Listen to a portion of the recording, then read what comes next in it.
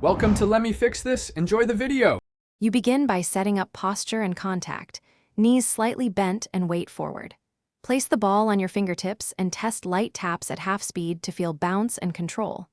Once you have a consistent rebound, move your hand slightly outward to create the latch point called the Azure Latch. This shifts rotation and prevents slips. Make sure to keep your eyes up while repeating 8-12 taps, because visual awareness lets you adjust force and timing before you add movement.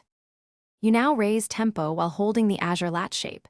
Increase from half to 3/4 speed across 5 sets to avoid losing form. Combine each dribble with a lateral step-step drag pattern so your hips stay square and weight shifts smoothly.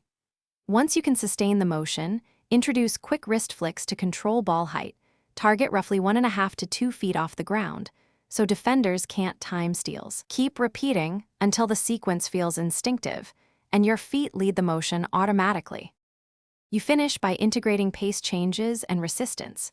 Practice a slow one, then burst 2 rhythm to unsettle opponents and improve control. Now test under pressure with 30-second live defense rounds. Note when you lose the latch or overbounce, then correct in short reps.